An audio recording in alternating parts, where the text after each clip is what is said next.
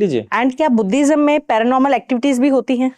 आप बुद्धिज्म 6 प्रकार के देवलोक को मानता है, 16 प्रकार के ब्रह्मलोक को मानता है, 4 प्रकार के अरूप ब्रह्मलोक को मानता है, 1 प्रकार की प्रेत योनि मानता है, एक असुर योनि मानता है, एक मनुष्य लोक मानता है और एक नरक मानता है जिसमें 138 प्रकार के नरक बताया गया। तो ऑफकोर्स पैरानॉर्मल एक्टिविटी जहाँ पे आपने देवलोक मान लिया वहाँ पे पैरानॉर्मल एक्टिविटी आपको मानना ही पड़ेगा।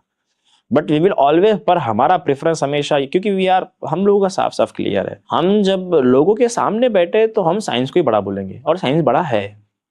पहले हम साइंटिफिक वे अपनाएंगे तो हम लोगों को भी पहले यही बोलेंगे कि आप लोग पहले साइंटिफिक वे अपनाओ। हर जगह पे अगर आप यही तो आपकी हैबिट गिर जाएंगी। धर्म इसी के लिए नहीं है, आपकी इस प्रकार के प्रॉब्लम सुलझाने के लिए नहीं है। धर्म आपके एथिकल प्रॉब्लम्स, धर्म आपके बिहेवियर प्रॉब्लम्स, धर्म आपकी थिंकिंग प्रॉब्लम्स को रिजॉल्व करने के लिए है। जब साइकोलॉजी नहीं थी तब धर्म था। अब साइकोलॉजी तो पहले साइकोलॉजी की हेल्प लो, है ना। तो मैं यही बोलूंगा, होती है, बहुत सारी एक्टिविटीज होती है। एंड क्या इनको डील कैसे करना है ये भी सिखाया जाता है? ये सिखाया नहीं जाता है, लोगों को नहीं सिखाया जाता है। लोगों को सिखाएंगे तो फिर हर कोई अपनी अपनी नहीं, जैसे आप बुद्धिज्म मोनेस्ट्री वगैरह में जब आप जाते हैं वो तो डिपेंड करता है कि आपको उस क्षेत्र में जाना है या नहीं, आपको उस फील्ड में जाना है या नहीं, वो मंक पे डिपेंड होता है। ओके, ये भी एक कैटेगराइज्ड है, मतलब आपको इस कैटेगराइज्ड है, क्योंकि मैंने कहा ना, monks are first selfish monks. वो लोग पहले खुद का स्वार्थ ढूंढे कि मैं यहाँ किस लिए आया हूँ, तभी तो इतने अच्छे से रह पाते हैं ना वो, तभी तो लोग बहकावे में नहीं जाते, तभी तो इतनी कल्चर सोसाइटी बन पाती है। अगर आप कल्चर्ड में आएंगे तो बुद्धिस्ट लोग सबसे ज्यादा कल्चर आपको देखने के लिए मिलेंगे। उनके कल्चर को आप जब देखेंगे तो वही कि हम लोग सबसे पहले देखते हैं कि हमको क्या के लिए क्यों जाना है, क्योंकि अगर हम एक बार उसमें जाएंगे तो हम मटली से ज्यादा इन्वॉल्व हो जाएंगे लोगों के साथ। एक बार लोग हैं तो आप इन्वॉल्व होना शुरू हुए तो मटलिज्म वहां पे आ ही जाएगा। फिर आपके पास आईफोन भी आएंगी, कार भी आएंगी, फरारी भी आएंगी, लैम्बोर्गिनी भी आएंगी, जहां पे आप लोगों के साथ इन्वॉल्व हो रहे उनके प्रॉब्लम्स रिजॉल्व करने के लिए। पर वो एक तरह का, एक मंक के लिए, एक सन्यासी के लिए, एक धर्म गुरु के लिए हमेशा बाधा रहेंगी जिस गुरु के पास ये आ रहा है, क्योंकि वो फिर उसका मार्ग वही हो जाएगा। किसी भी धर्म गुरु का मार्ग ये नहीं होता है ना, याद रखिएगा। एंड क्या बुद्धिज्म में तंत्र भी सिखाया जाता है?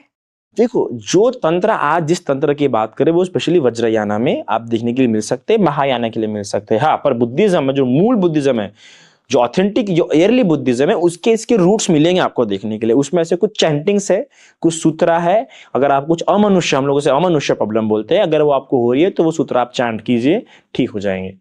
या फिर मंक्स ने भी समय के हिसाब से कुछ नए नए ट्रिक्स मतलब कुछ नए नए चीजें डेवलप की है, जैसे लॉकेट्स डेवलप किए, सूत्रास डेवलप, जैसे कि तावीज वगैरह आप बोलते हैं, वो डेवलप किए है।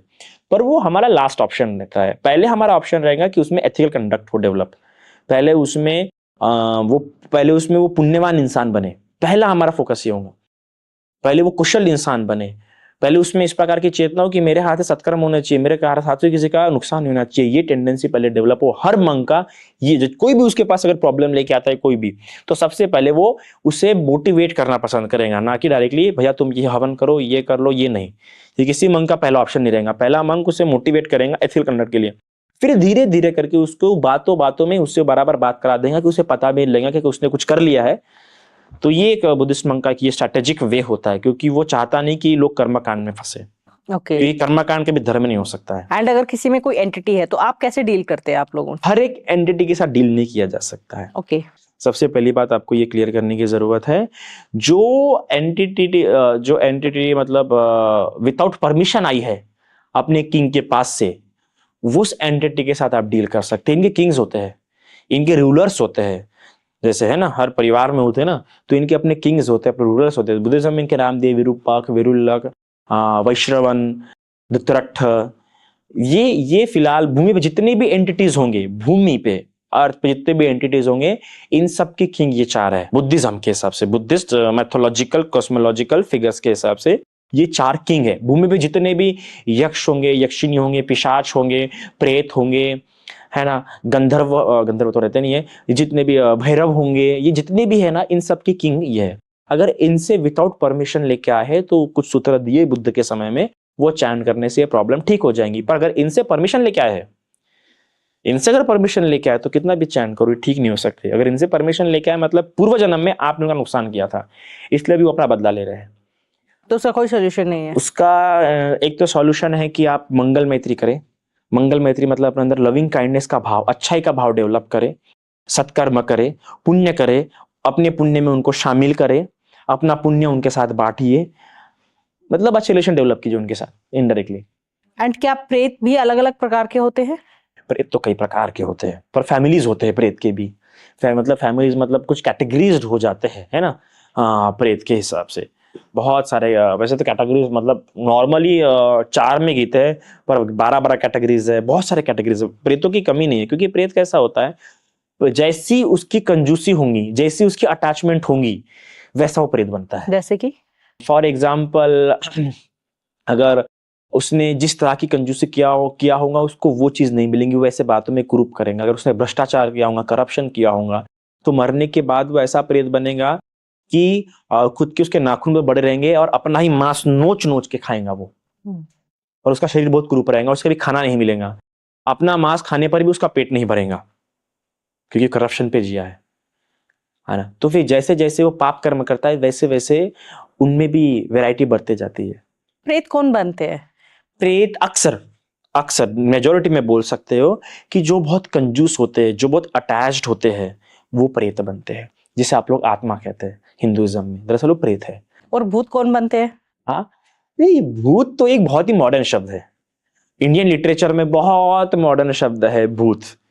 ठीक है, भूत मतलब एक तो भूत मतलब साधारण सा जो 4 महाभूतों से बना हुआ है व्यक्ति है, इंसान है, उसे भी आप भूत बोल सकते हैं। पर वो आजकल उसकी परिभाषा बन गई डरावना वगैरह।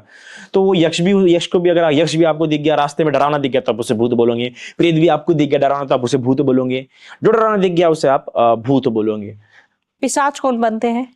पिशाच वो बनते हैं जो बहुत द्वेष रखते हैं, बहुत मरते समय जिनके मन में बहुत द्वेष आ गया है कि इसने मेरा नुकसान किया है ना, जो बहुत हेटनेस पालते हैं अपने अंदर, वो पिशाच बनते हैं। उनकी टेंडे मतलब मेजोरिटी, हम परफेक्टली नहीं कह सकते इन सब चीजों के बारे में। और ये जो बता रहा हूँ, ये सब मैं अपनी रीडिंग के बता रहा हूँ, मैंने तो नहीं देखा भैया, आता भी नहीं है। कभी आए तो पूरी बात साथ कर लेंगे, एक पॉडकास्ट उनके साथ भी कर लेंगे, आपके यहाँ पे कर लेंगे ममता पॉडकास्ट में।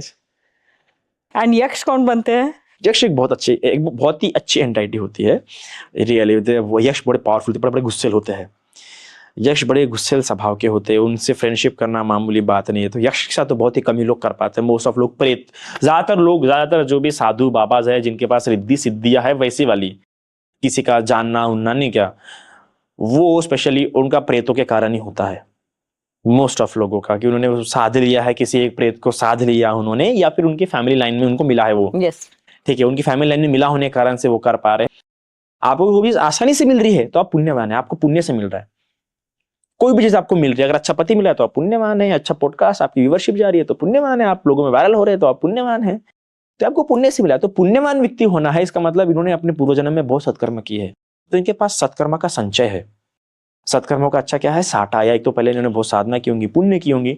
तो ऐसे लोगों के पास थोड़ा सा भी फोकस करे, ध्यान करे, तो जल्दी ये लोग फोकस हो सकते हैं। और फोकस होने पर जल्दी उस स्टेट में जाके किससे कनेक्ट हो सकते हैं, आप पुण्य अपने पुण्य शेयर करके। वापिस आते हैं यक्ष, जिसे आप बता रहे थे, यक्ष कौन बनते हैं? यक्ष देखिए, यक्ष जो गुस्सा बहुत आता है, आप बता रहे थे। यक्ष वो बनते हैं जिनको गुस्सा बहुत आता है, जो जिन्होंने बहुत गुस्सेल स्वभाव के होते हैं।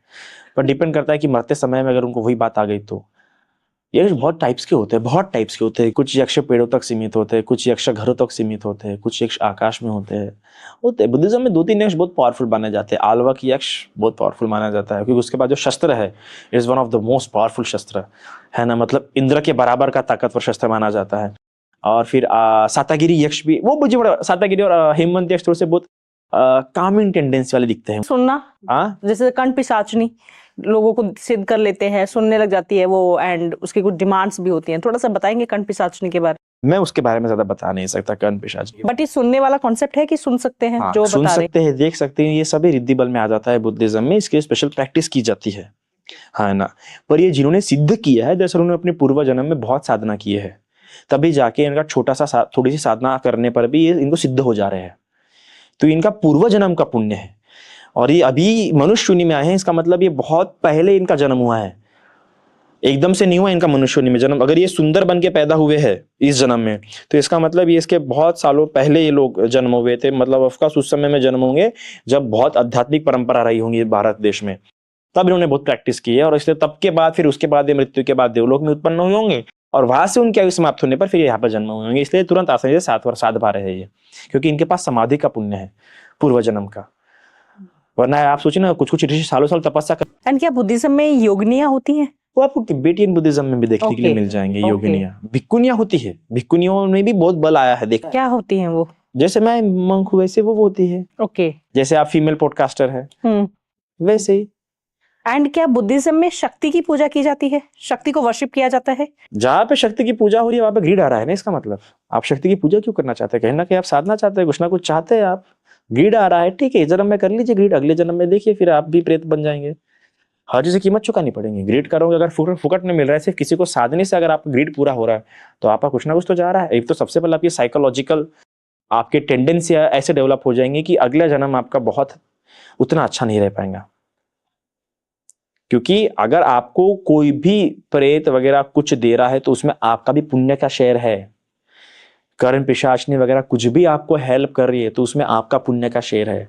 विदाउट आपके पुण्य के शेयर से आपको दे नहीं सकती। आपको ये बात समझना होगा।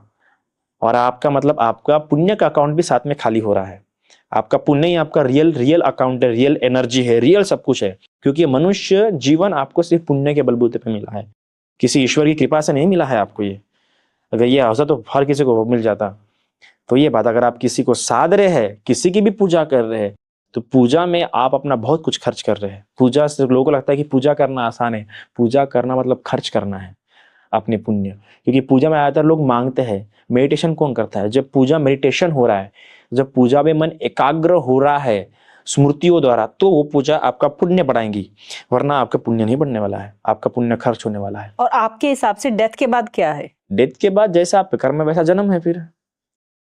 फिर से जन्म होता है? हम तो मानते हैं रिबर्थ पे, बहुत मानते हैं भैया। हमारा Karma theory without rebirth theory के अधूरा हो जाएगा।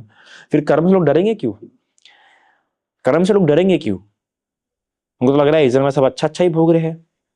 जब उनको डर होगा कि अगला जन्म मेरा, तो अभी तो भोग लूंगा कि कोई बल है, पुण्य है, अभी बहुत पुण्य का साटा है, बैंक बैलेंस अच्छा है पुण्यों का, इसलिए कर रहा हूं। पर ये पुण्य कब तक?